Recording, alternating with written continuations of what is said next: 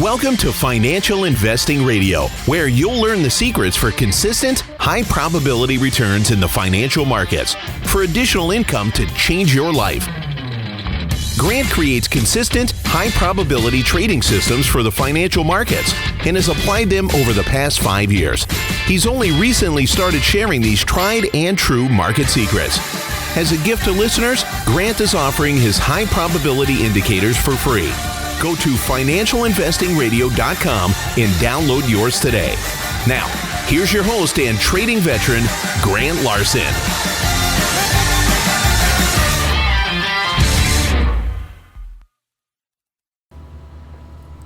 Hi everybody, this is Grant. So thanks for joining. Over the weekend, we had a great family reunion. It's always good to catch up with the extended family.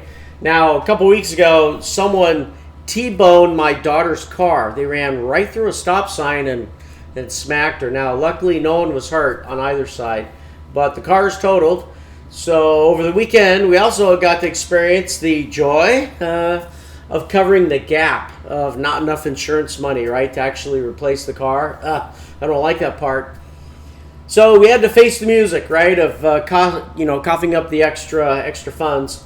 Sometimes the insurance companies, they can just say in your face. So that got me to thinking, let's look at Facebook. So we use the core elements of the market engine to determine where the high probability trading and investment opportunities are located.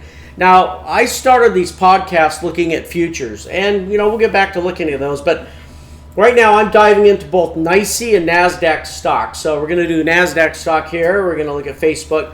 Now, there are two key kinds of charts that we use. Let's see. Before I get there, I forgot to tell you, I'm going to be posting pictures of these charts on my site at financialinvestingradio.com. So stay tuned. That's coming shortly. I don't have it yet for this podcast, but we're working on getting that set up. That way in the future you can follow along while, on the exact chart that I'm discussing, so you can see what I'm pointing to. Because I'll call out certain dates, and you'll see, the system. You'll see the effectiveness chart, and the trading chart, the market engine. Right now, I kind of have to paint these pictures in your head, and that only goes so far. All right.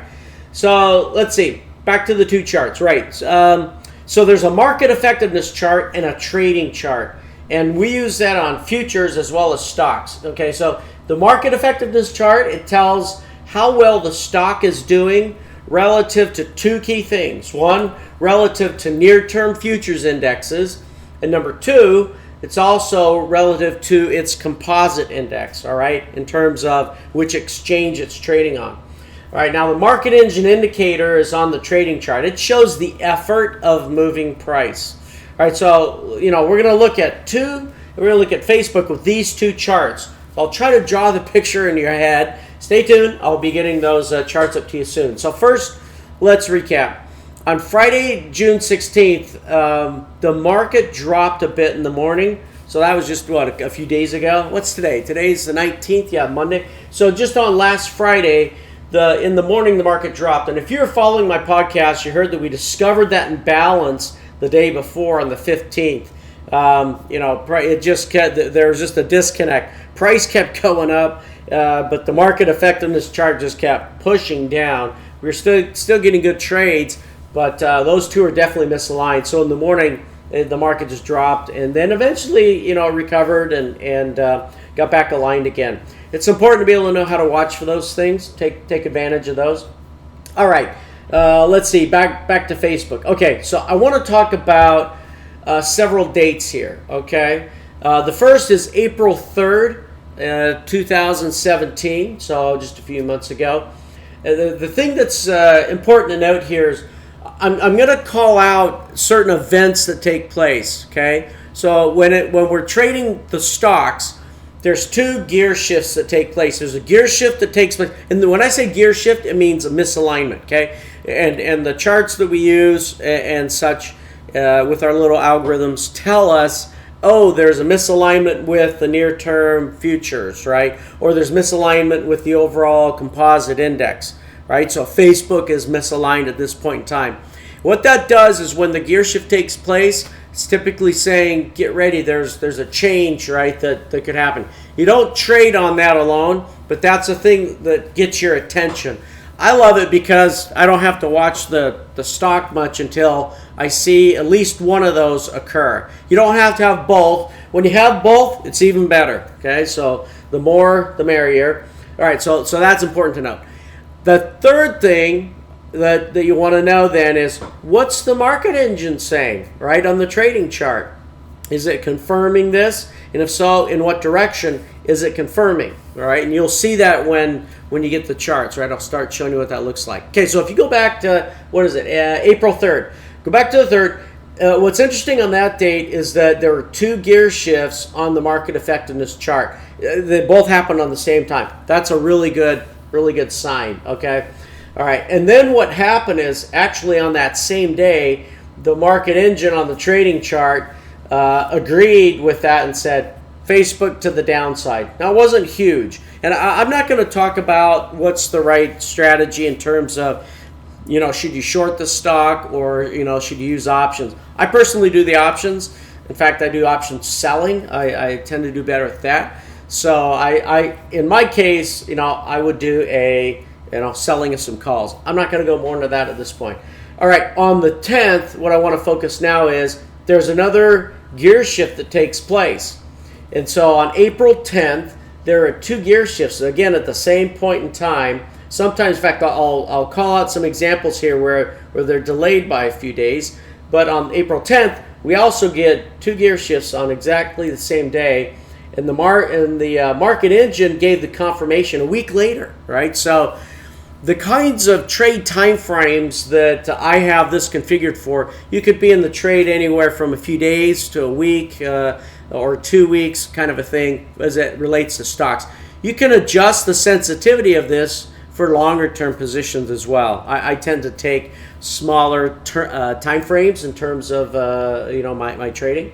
Anyway, okay, so having said that, April 10th, there's 2 gear shifts on the market effectiveness chart. That's great. The price continued to go down, and the market engine on the trading chart, said not yet.